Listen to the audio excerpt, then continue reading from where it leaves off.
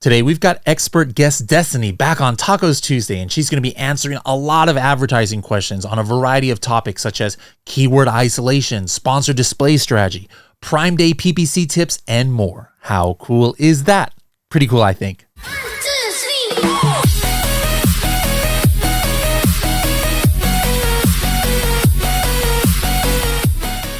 If you're like me, maybe you were intimidated about learning how to do Amazon PPC.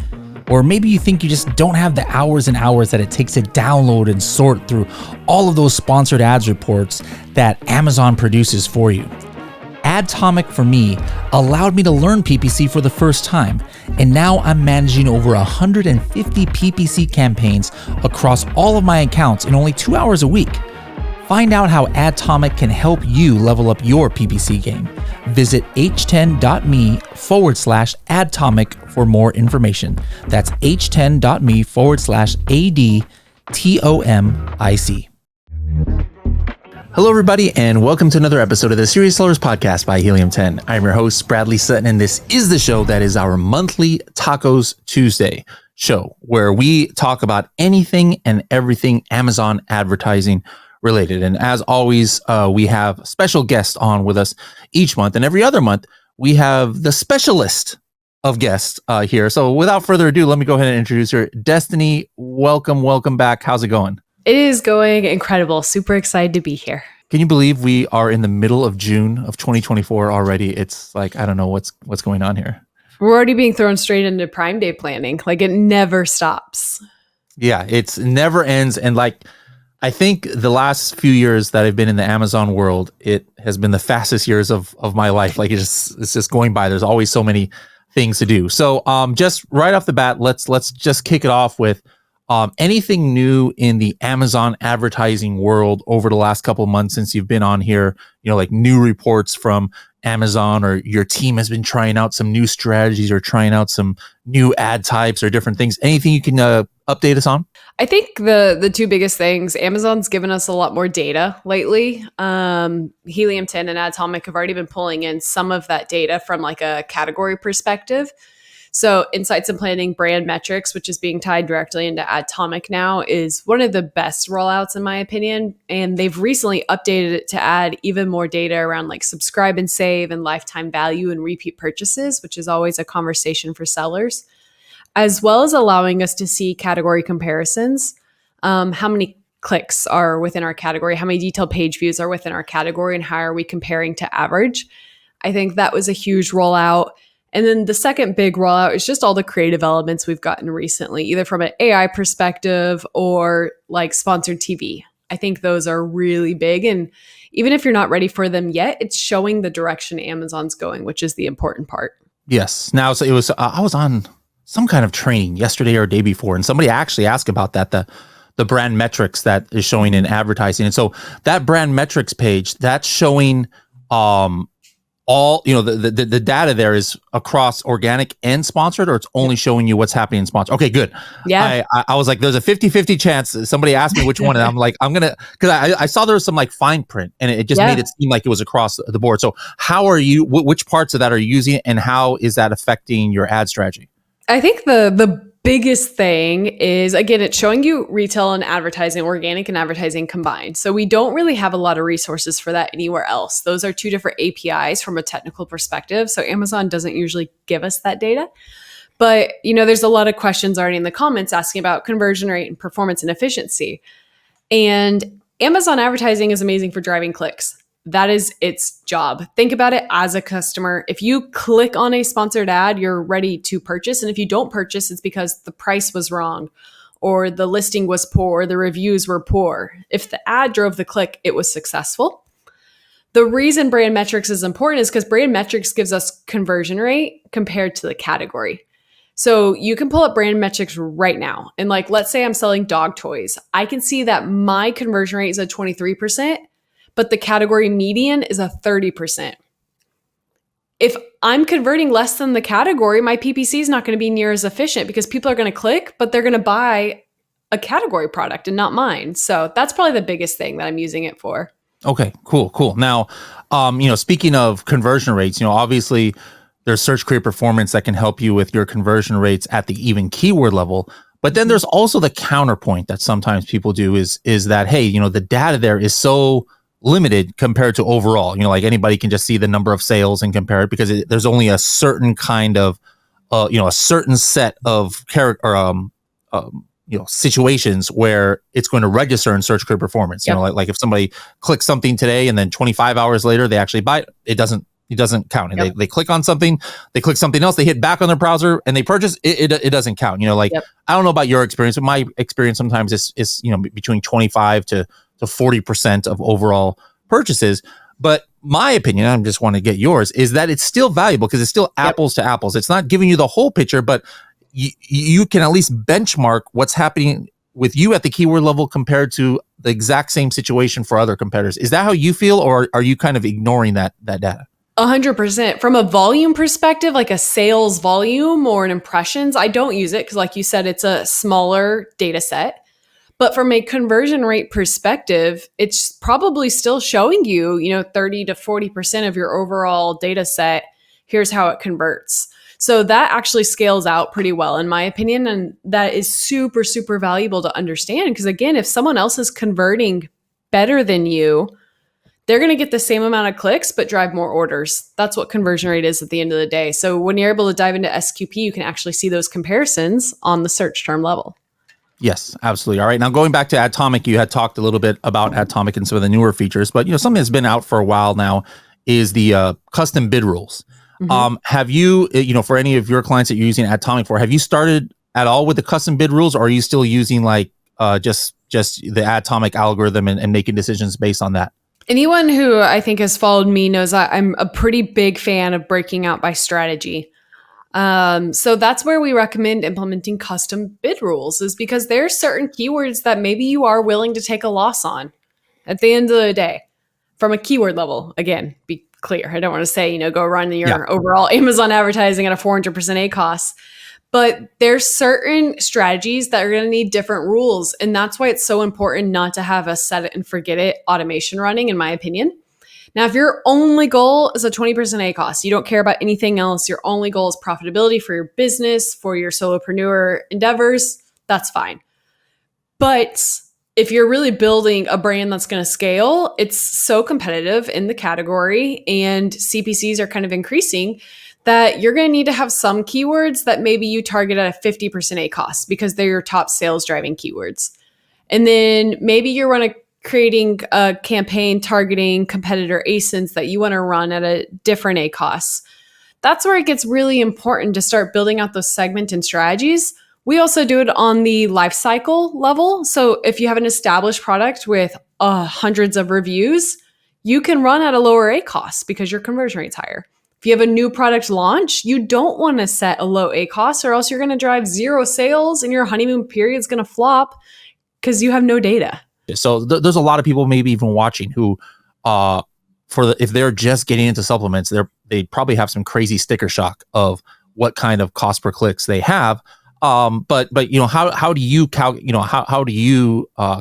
LTV, with the data that Amazon gives and tools available, and where is your like how do you help brands like that really focus to make sure long term they're profitable?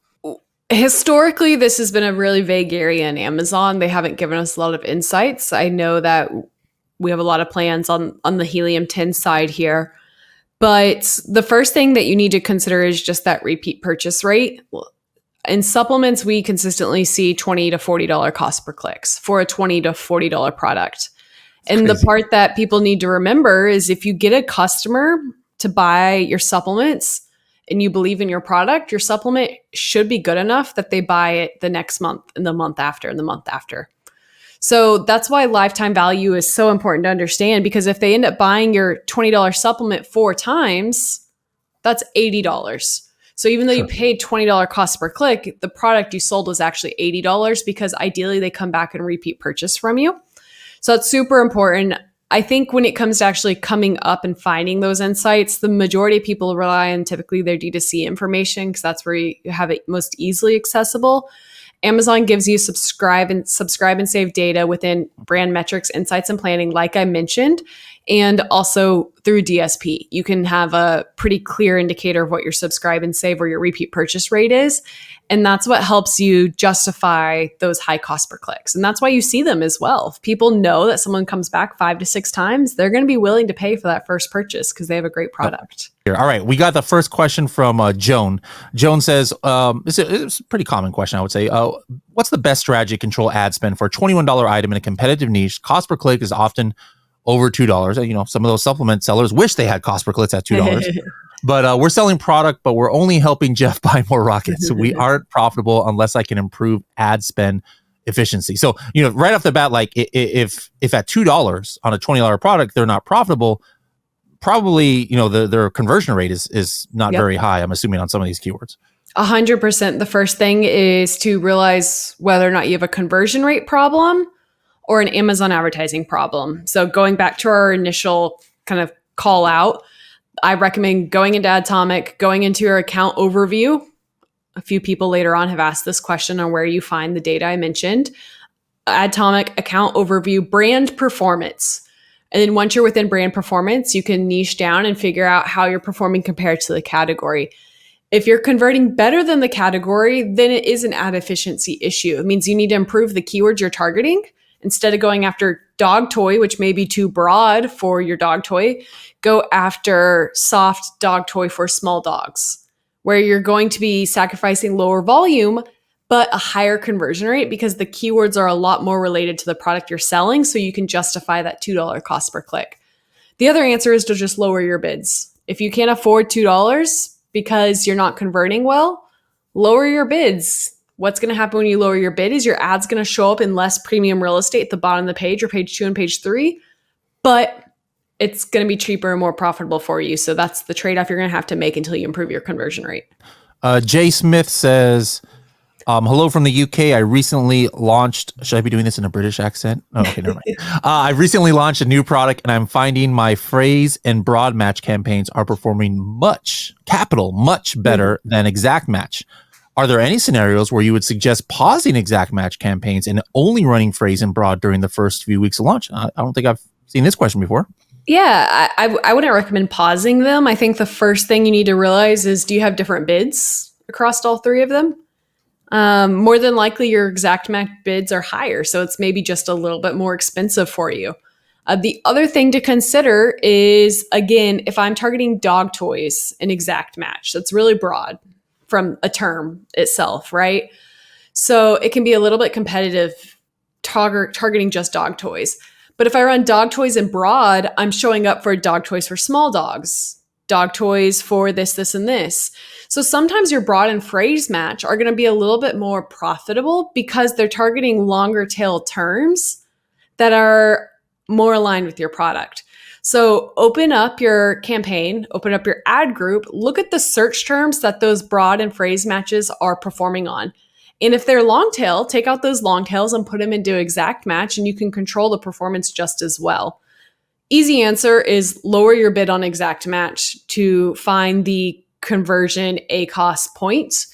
But the more long answer and the better long-term solution is to figure out why the search terms in your broad and phrase match are performing that much better, and then move them to an exact so you can control the bid precisely within your exact match campaign. Excellent. On the flip side, here's one that we get all the time, and this is, you know, the eternal debate. This is an eternal debate here. This is from Kim. He says, hey there, when you use a search term from an auto ad for an exact or product ad, should you move it to negative in the auto to avoid redundancy? Is there any cost per bid difference that could affect impression and conversion between those ads? So this is also called keyword isolation. And Destaney, what's your philosophy on that? I'm very familiar with why people isolate keywords. We personally don't isolate keywords because we find that when you move them from an auto campaign to a manual campaign, you're starting from scratch from a relevancy perspective. So within your auto campaign, you got to think your bids are typically lower. They're typically solely focused on profitability, so you're casting a really wide net.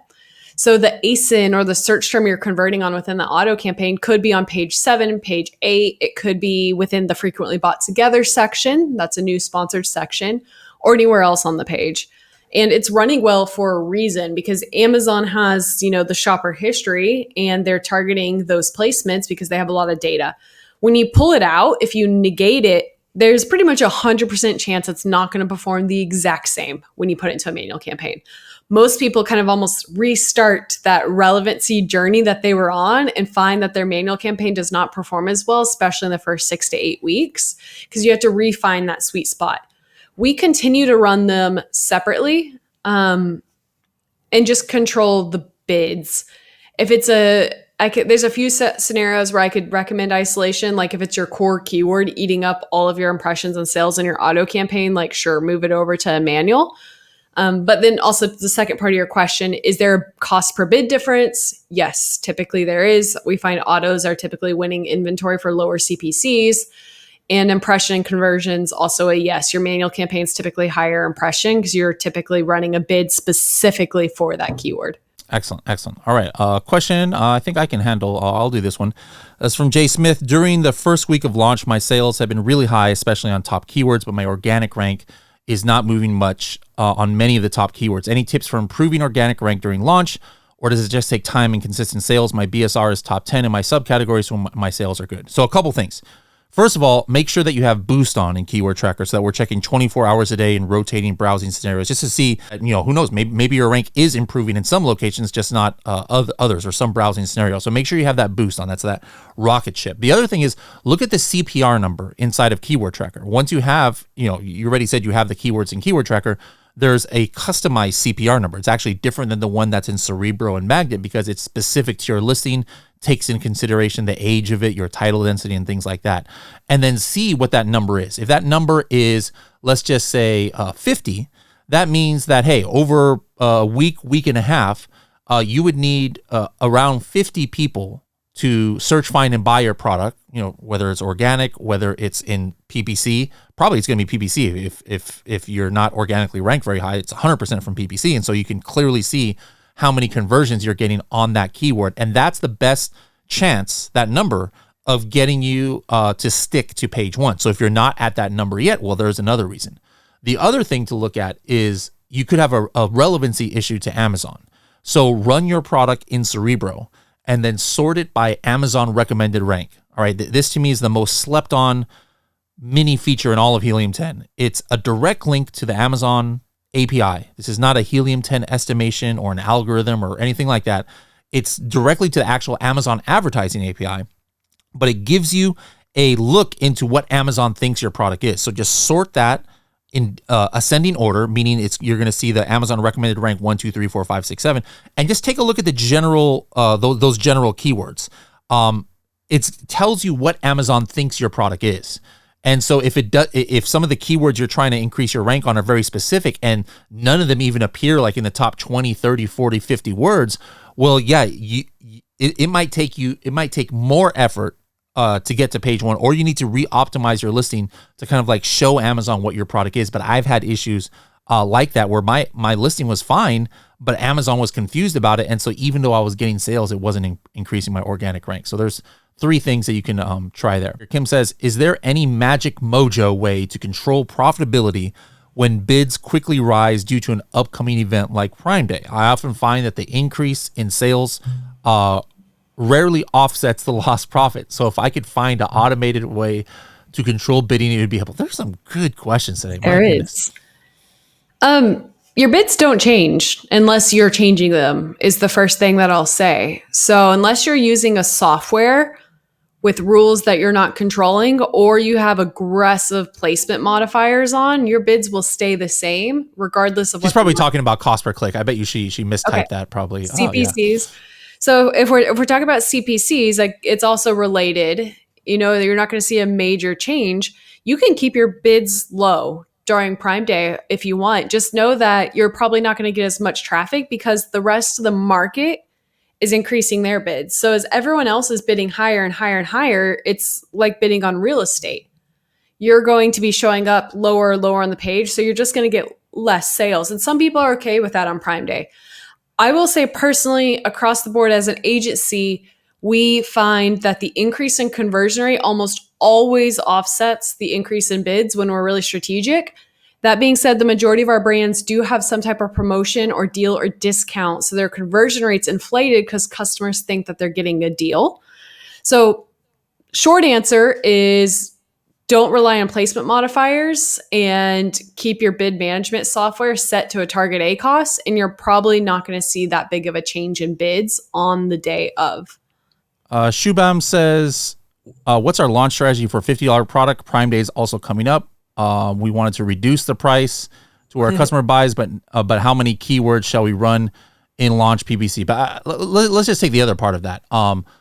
There's people who might have some products that are going to be ready in the next month and a half. Should they just go ahead and launch? Should they wait until actual Prime Day and take advantage of that? Should they wait until after Prime Day? What's your general strategy as far as timing goes? The first brand that I managed on my own as a consultant was a Prime Day launch, and it was incredibly successful. But this was 7 years ago. The thing to consider is how much you're going to lean into Bradley's point. If you don't reduce the price, you are going to drown in Prime Day and not do incredibly well. And you may not anyways because you don't have a lot of reviews. That being said, if you plan on doing a pretty heavy discount on Prime Day, it is a fantastic way to get inflated traffic from people who are ready to buy. And customers on Prime Day are a lot less sensitive to reviews, in my opinion, and a lot more sensitive to price. So I always hate this question because I feel like it's so dependent on budget and financing and all these other variables. Sure. But if you want to heavily reduce your price and stand out, then Prime Day is the way to go. There's no other industry that drives this amount of traffic on any specific day, I don't think. So definitely take advantage of that. He had a follow-up question. He or she had a follow-up question. At what point should we start using Atomic? We're new, launching our very first product. So is there is this something that somebody should be using from day one? Should they reach a certain advertising spend figure? What's your personal opinion? Personal opinion is it's really dependent on, I think, what your skill set is internally and where your time's going. PPC is a major efficiency time suck. I think it's probably one of the most hands-on, consistent, redundant tasks. And that's where everybody needs a bid management solution. No matter if that's you going in every day and managing bids by hand or relying on a tool like Atomic, I'll leave that up to you. But if you're running any Amazon advertising campaigns and you're not managing your bids, that is the biggest mistake you can make. So I think the convenience of Atomic incorporating directly into category insights and like Market Tracker 360 is the biggest value add in my opinion. But if you're in your first few weeks and you have time to go in and optimize bids manually, then that's perfectly fine. David says, what metric do you look at to determine where a budget needs to be increased or decreased across your campaign types, sponsor brand, sponsor product, and sponsor display? Love this question. As a whole, we typically see sponsor products drive around 70 to 80% of sales because they make up the most real estate on the page. Sponsor brands video is 10 to 15%. Sponsored display is the least amount of budget, only because most people aren't fully utilizing it appropriately. At the end of the day, sponsor brands and sponsor products, ROAS and ACOS, should be almost the same if you're running them appropriately. I've pulled this across hundreds of millions of spend, and it's still just targeting keywords and setting bids. So for those two ad types, you should increase or decrease based off ROAS for the most part, or ACOS, but your ACOS and ROAS should be the same. That being said, if you are managing a brand that has a good D2C presence or a meta presence and you have amazing video assets and amazing lifestyle images, sometimes we'll shift more budget to sponsor brand and sponsor display because we want to educate our customer with those videos before we convert them with sponsor products. Chris says, if you've got an eligibility issue, what are other ways to drive traffic aside from? A great question. If one thing we'll see is some brands will only have certain products running into eligibility issues, but all their other products will be okay. If that's the case, we recommend still running sponsor brands to the store. You can create a sub page with some of your products that are ineligible and some of them are eligible, and continue to run sponsor brand traffic as a really quick workaround. Beyond that, I think it really depends on product type. Like TikTok could be fantastic if you're great at the videography and the UGC needed to make TikTok successful. Google can be good, but typically you need to build a landing page between your Google and your Amazon ads. So that way you have your conversion increase still. Bradley, do you have any other recommendations here? No, you kind of hit it. And then plus two, there's other platforms that might be able to drive some traffic, and then the more your branded search increases, the more organic eyeballs you guys are going to get without sponsored. But that that goes for anybody, whether you are eligible or not. That's kind of like the goal is to get a lot of organic eyeballs on your products without having to spend for. Brendan, a lot of people thinking about Prime Day, and rightfully so, coming up. How do you approach Prime Day lead in, lead out when it comes to budgeting? Also, what's a fair estimate for cost per click lift? So like, is there a rule of thumb where, hey, usually you need to increase your budgets this amount, to make sure you have enough, or usually you need to, boost your cost per click X percentage? I'm going to start with the lead in, lead out. That one's super easy to kind of answer. Typically, the 7 days leading into Prime Day are historically the worst performance in all of Amazon advertising. End of story. That being said, the part that people forget is that customers are shopping. They're just not buying. That's why your clicks are up, but your sales are down, is because customers are starting to build their carts for Prime Day. They know that Prime Day is now a national holiday. So in the back of their mind, they may go onto a platform and say, hey, shoot, I need my toilet paper that I always buy. Oh, wait, I'm not going to buy it until Prime Day. So I'm going to hold off. So some people like to lower their bids and budgets on the week leading up.